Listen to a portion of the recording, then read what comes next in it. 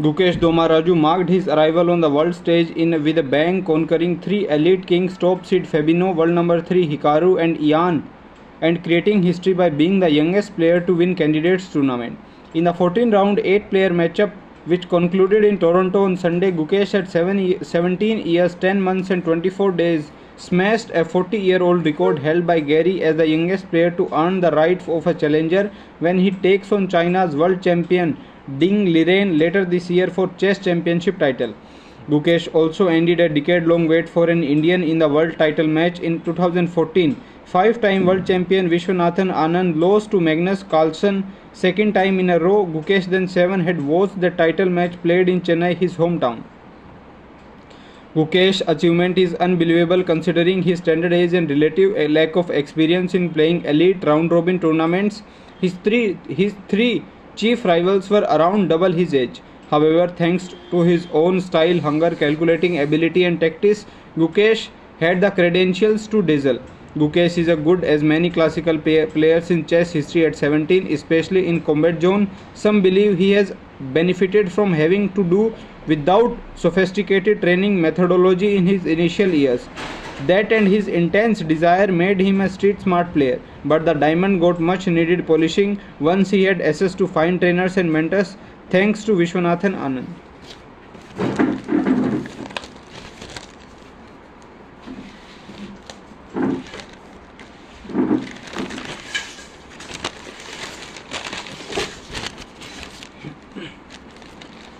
Accusing PM Modi of trying to create enmity between religious communities and lying to defame the rival party, Congress Monday petitioned Election Commission and demanded that he be disqualified for egregious violations for election laws in his speech in Rajasthan on Sunday. Congress said the PM is a serial offender who has attacked the dignity of the constitution by violating the principle of secularism, which is part of the basic structure. This is not a candidate who will be silenced by a simple censor.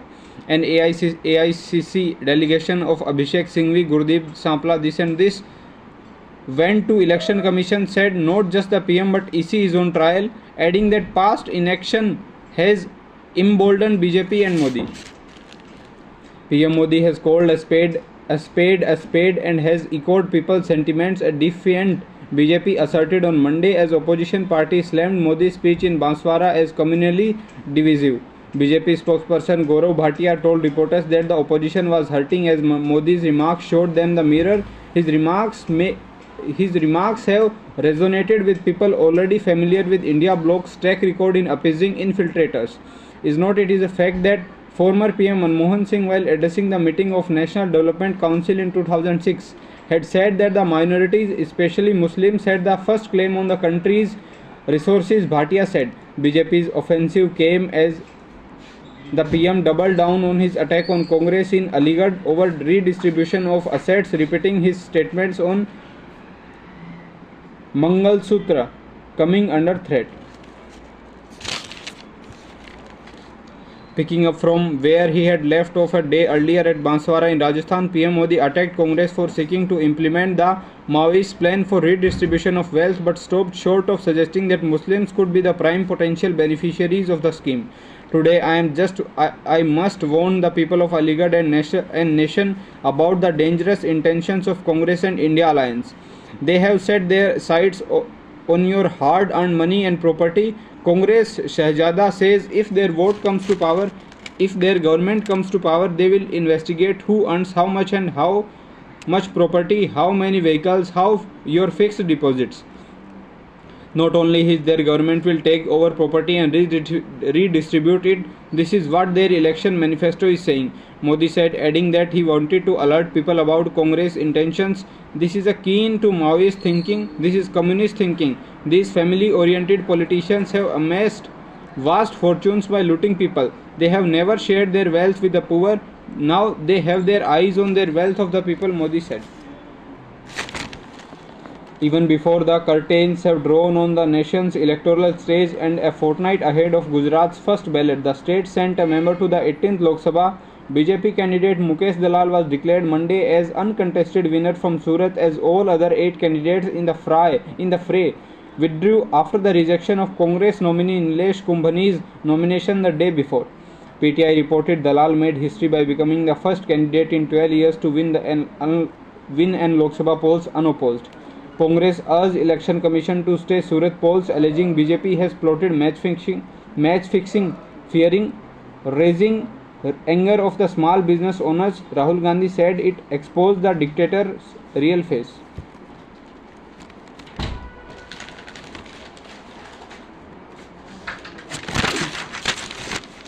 At 7,000 feet, the journey to Bengal's highest and most remote polling booths at Srikhola village in Darjeeling district has always been a precarious trek. This year, the task has got even tougher for poll officials. Mules which used to carry EVMs, paper, ink and other poll equipment will not be available when the officials begin their arduous climb on Wednesday. Darjeeling goes to poll in the second phase on April 26.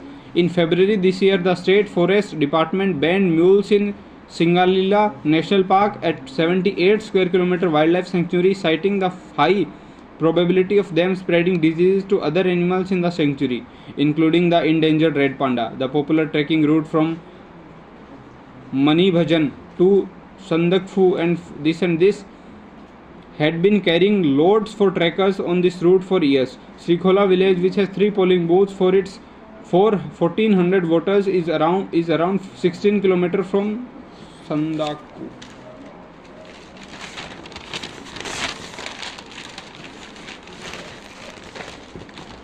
A Delhi court Monday ordered constitution of a medical board by Director AIIMS for Chief Minister Arvind Kejriwal's treatment in jail.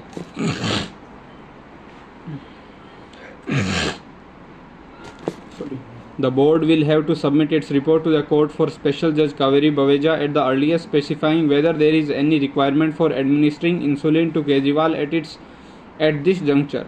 If there is a need for any medical intervention by any specialist in future, the decision will be taken by the jail authorities in consultation with the medical board, which will have a senior endocrinologist and diabetologist. Kejriwal, through his counsels, Senior Advocate Abhishek Manu Singhvi and Senior Advocate Ramesh Gupta, had submitted before the court that denial of insulin by the jail authorities, despite his repeated request, was a violation of his fundamental right to health and also a cause of grave medical negligence. The court, however, pointed out that from the response of ED and the jail authorities, it has also emerged that the applicant has never requested for administering of insulin to him. Rather, the applicant is stated to have been off insulin since February 24, said the court.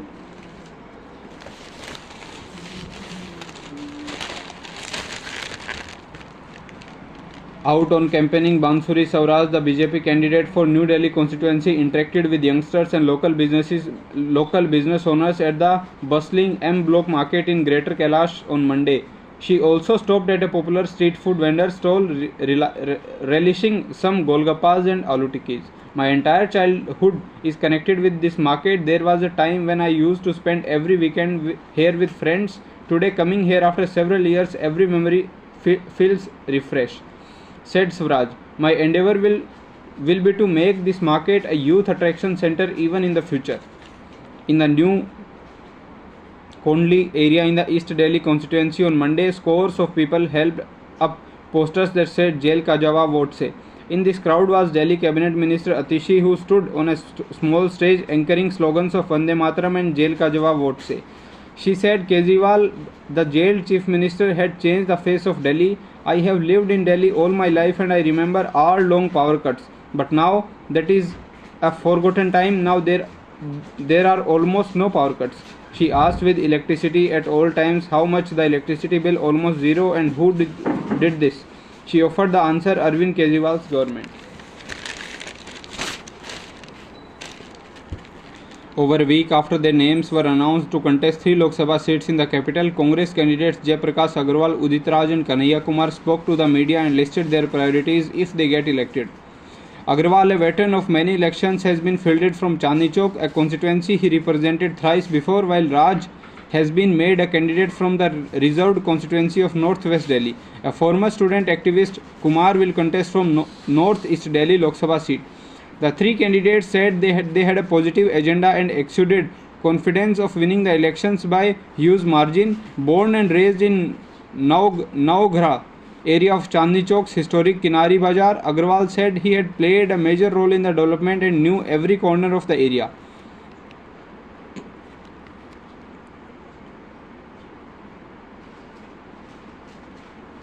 Chandni Chowk is the heart of Delhi. I have very close relationship with the people of the constituency, Agarwal said. Being a Lok Sabha MP 4 times and a Rajya Sabha member once, Agarwal claimed that he was always a vocal parliamentarian and never shied away from ever questioning ministers of his own party. I asked more than 1,000 questions in the House when Congress-led UPA government was in power at centre. My job will be to raise the voice of people of my area in parliament from the first day and vigorously fight for it, Agarwal said.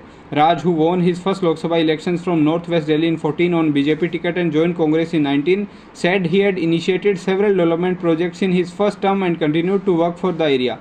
Even when I was not an MP, I kept working for the people of Northwest Delhi. I did a lot for uplifting the underprivileged and developing the constituency. I had adopted 4 model villages for special development and changed the face of Narela, he said. Former JNU Student Union President Kanhaiya Kumar said Congress would implement the Narega scheme in all 7 constituencies of Delhi to provide jobs to youngsters. He added that no one in Congress was contesting on just 1 seat but as part of the opposition's India bloc on all 543 seats. Inflation is impacting people's lives and unemployment is at its peak. The gulf between the rich and the poor is widening. A few people have become the richest in the world while many are finding it difficult to buy even essential items, said Kumar.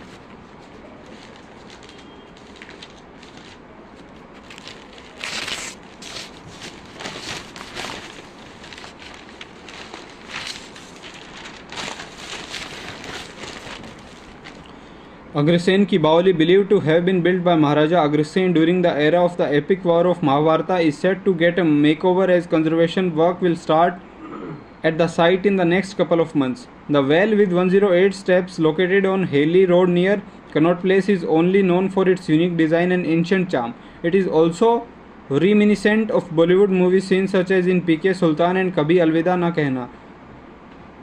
Superintending archaeologist Parveen Singh said desilting and structural conservation is likely to happen this year. Sources said that as of now, water up to the level of 9 meters in the Baoli as well as in the well near it. The last time desilting was done was almost 10 years ago. The conservation will include desilting, flooring, changing of brackets among the gap fillings. Though annual maintenance work is done, conservation work is conducted after 5 years, ASI officials said.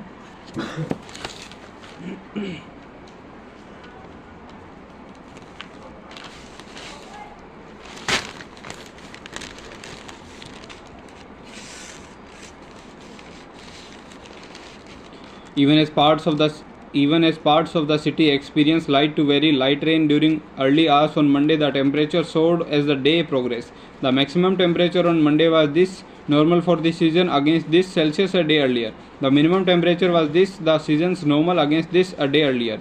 According to India Meteorological Department, prior to 8:30 am, the city's base station Safdarjung along with Lodhi Road and Ayanagar recorded trace of rain. Meanwhile, Ridge area recorded this rainfall, Jafarnagar this and this. The long period average of April rainfall is 16.3 mm. Last year, Delhi recorded 20 mm of rainfall in April due to a western disturbance that will continue to bring rain to the hills. The maximum temperature in Delhi will not rise suddenly. Some parts of the city saw rain towards early mornings and the sky too was cloudy, but the effect of western disturbance was clear by afternoon. The city won't see rain from Tuesday onwards, but the mountain will. Thus, the temperature will not suddenly rise for next 2 days. However, it will begin to rise from April 25, said Kuldeep Srivastav, senior scientist, IMD. The maximum and minimum temperature on Tuesday are likely to be around 38 and 22 degrees Celsius respectively. Along strong winds on Tuesday will keep the daytime temperature from rising further, officials said. The city's air quality remained moderate. The air quality index on Monday was 127 against 138 a day earlier. Narendra Kumar, one of the AAP rebel candidate, withdrew his nomination for the election of deputy mayor on Monday afternoon. AAP councillor Narendra Kumar from the Mangolpuri ward has withdrawn his nomination. The meeting of the MCD has been called on April 26 for the election of mayor and deputy mayor, the civic body said in a statement. However, this development alone may not be enough to ensure a smooth and timely MCD, mayor and deputy mayor election. The election is on April 26 and the civic body is yet to receive permission from the Election Commission. The process for finalizing the presiding officer and the nomination of 14 new MLAs for participation in the election is also incomplete. Now there are 3 contestants left in the fray for the deputy mayor's post, including 2 from AAP, rebel candidate Vijay Kumar from Trilokpuri ward, and AAP's official candidate councillor Ravindra Bhardwaj of Aman Vihar ward. From BJP, Nita Bish, the councillor from Sadatpur, is contesting. Officials said that there is no restriction or deadline for obtaining the EC's permission, and even if it is obtained a day before the election, the poll will happen. In the past also there were instances when we got permission a day before the election, but with the model code of conduct in force, permission is a must. We sent the election date of the MCC screening committee, which is headed by the Chief Secretary, earlier this month. From there it will go to the Chief Electoral Officer Delhi and the EC, and officials said.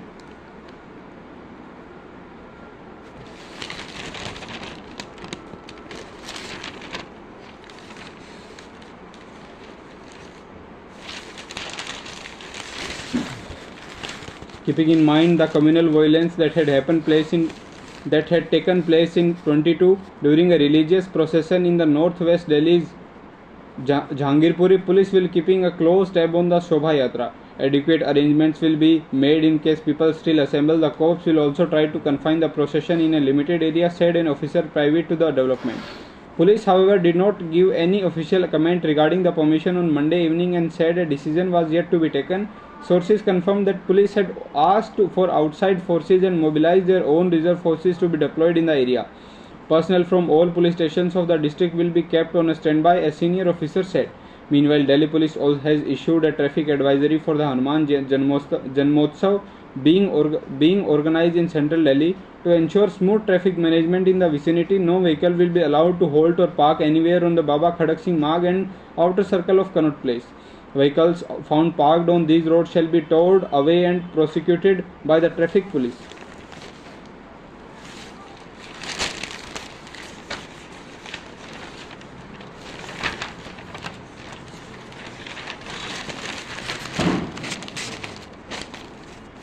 Frequent Indian travellers to Europe will no longer need to go through the hassle of repeatedly applying for Schengen visas. European Union last week adopted a more favorable visa regime for Indians with an established travel history if passport validity allows. They will now get up to 5 years validity visas, though less than America's 10-year visitor visas and UK's option for getting a visa valid for up to the same period by paying rupees 1 lakh as fees. EU officials told 5 years is also a big step.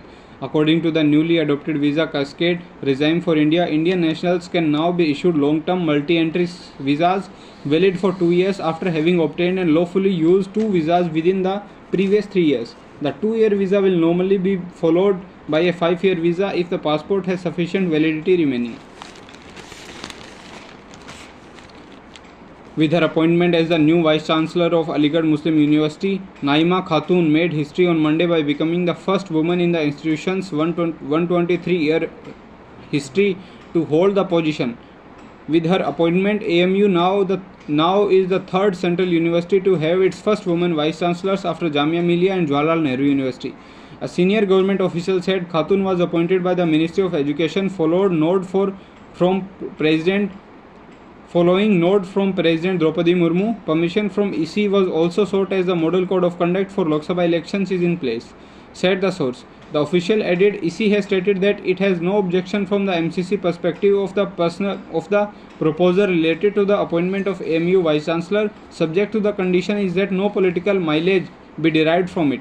The letter to the university from the centre stated that in exercise of powers confirmed, the President of India in her capacity as a visitor of AMU has been pleased to appoint Professor Naima Khatun, Professor Principal Women's College, as the Vice Chancellor of Aligarh Muslim University for a period of 5 years from the date on which she assumes office or the date on which she completes 70 years of age, whichever is earlier. In April 19, Najma Akhtar, and in February 22, Shantisri Dhulipudi Pandit were appointed as the first women VCs of Jamia Millia Islamia and Jawaharlal Nehru University respectively by the centre.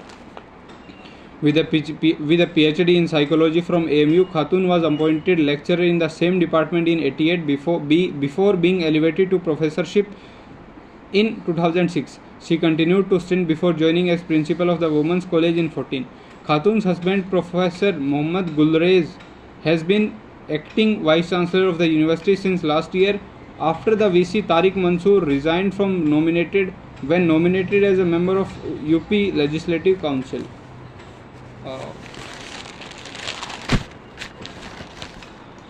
Global military expenditure registered the steepest year-on-year increase in well over a decade to reach a record $2,400 billion in 23, with India remaining the world's fourth largest defense spender after US, China and Russia. India, of course, does not get the biggest bang for its buck. The country's military modernization continues to be helped by the huge salary and pension bills of its 1.4 million armed forces, a weak defense industrial base, and the relative absence of concrete long-term plans to systematically build military capabilities with proper inter-service prioritization. As per the latest data released by Stockholm International Peace Research Institute on Monday, the total global military expenditure increased by 6.8% in real terms in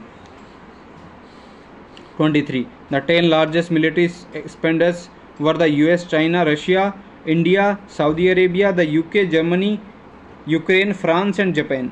Pakistan was placed at the 30th spot with $8.5 billion. SIPRI said it is the first time since 2009 that military expenditure went up in all 5 geographical regions: the America, Europe, the Middle East, Africa and Asia, Oceania.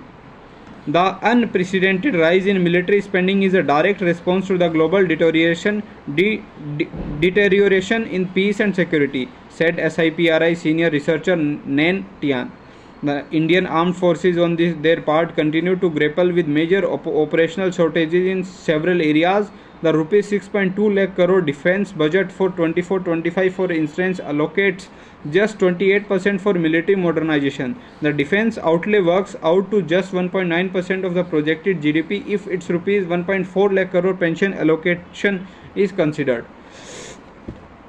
Defence Minister Rajnath Singh on Monday reviewed the operational situation and military preparedness in the Siachen Glacier Saltoro Ridge region, dubbing it India's capital of courage, grit and determination. Just as Delhi is the national capital and Mumbai is the financial one, we are leading a peaceful life as we have an assurance that our brave soldiers stand steadfast at the borders. In the times to come, when the history of national security is written, the acts of bravery and ironclad will of our soldiers in the icy cold glacier will be remembered with pride, Singh said. The minister, accompanied by Army Chief General Manoj Pandey, visited Siachen after India marked the 40th anniversary of Operation Meghdoot on April 13.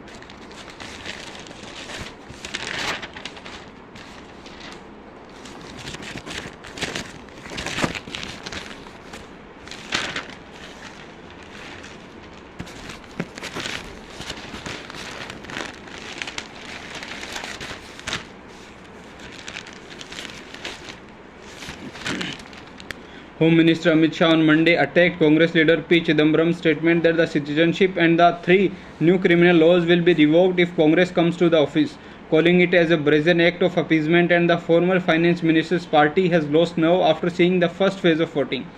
Neither Congress will ever come to the office nor the 5 laws enacted for public welfare will ever be revoked, Shah said, accusing Congress of appeasement. Shah said the opposition party is jittery after the trend of first phase of voting made it plain that it is headed for a crushing defeat.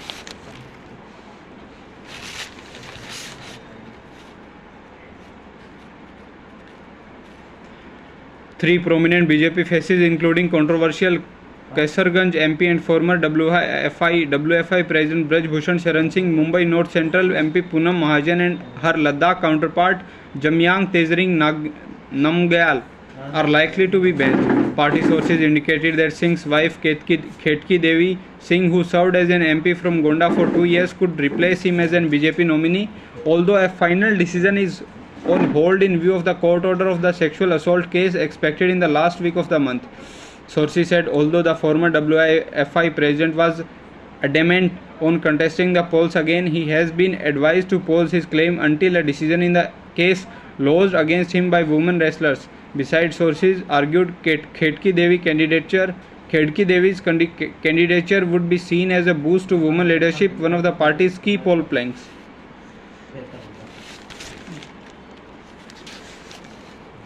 "24 hours after Election Commission slapped a notice on Uddhav Thackeray for use of Jai Bhavani in his anthem, the Shiv Sena president defied the poll panel by vigorously chanting the slogan at a packed MVA meeting at Amravati, the first mammoth show of strength on the platform by all three partners against BJP candidate. The rally at Dhyaneshwar Hall witnessed the presence of top MVA leaders including Uddhav Thackeray, Sharad Pawar, Mukul Vasnik, Anil Deshmukh, marking their first joint appearance since the rollout of 7-phase Lok Sabha polls on April 19. Addressing the crowd, Thackeray questioned the Election Commission's silence on the alleged vulgar comments by BJP's Chandrapur contender Sudhir This in a direct attack on the PM, Thackeray declared the Modi's tenure was over, referring to him as a former PM.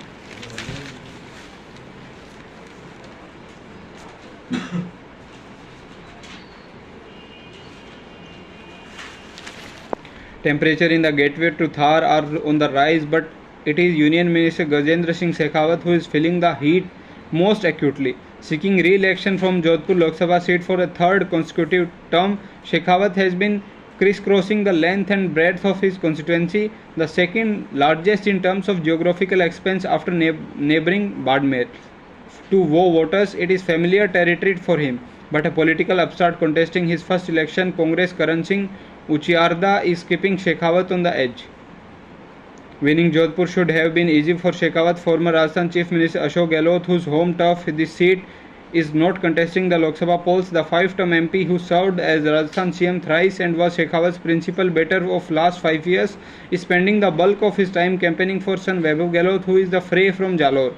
Gehlot's exit should have made Shekhawat's journey to parliament comfortable, except Uchiarda, the local real estate honcho, is well known, has been socially active for over 2 decades, and in a region where caste politics plays a crucial role, is a Rajput with family history going back several generations.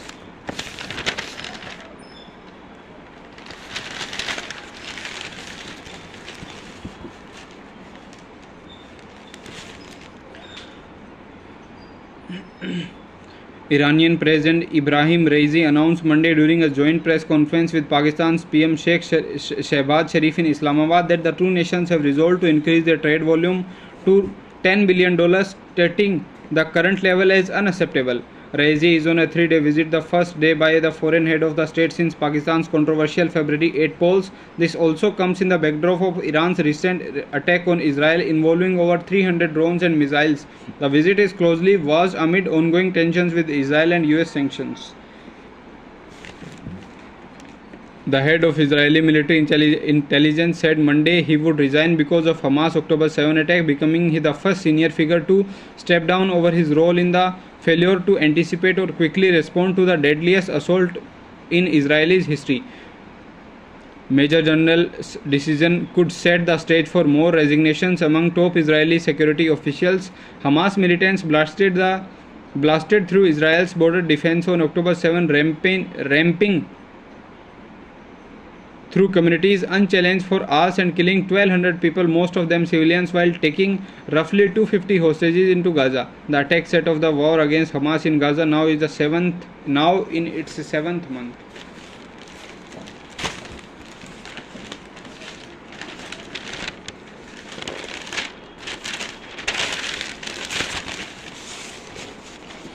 Having endured a lean patch that lasted 7 outings, Yashasvi Jaiswal finally struck form with an unbeaten 104 of 60 balls, his second IPL 100, as he guided Rajasthan Royals to a 9-wicket win over an unimpressive Mumbai Indians at a Savai Mansingh Stadium here on Monday. The star batsman, who struck 9 fours and 7 sixes, ensured the Royals' chase of a 180-run target was smooth sailing. The hosts finished the chase with 8 balls remaining.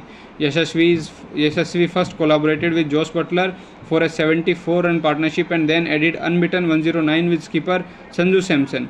Earlier braving in the potent bowling attacks of Royals, youngster Tilak Verma along with Nihal Vadhera guided Mumbai to a respectable 179 for 9 in 20 overs. After being reduced to 52 for 4 in 7 overs, the duo revived Mumbai, countering the host with a 99-run partnership. From all the big names in the side failed to the step up.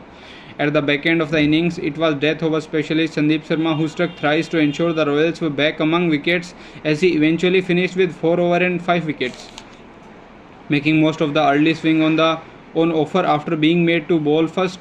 Trent Boult and Sandeep gave Royals a flying start as the first 2 overs saw openers Rohit Sharma and Ishan Kishan trudge off the field with Mumbai Indians teetering at 6 for 2.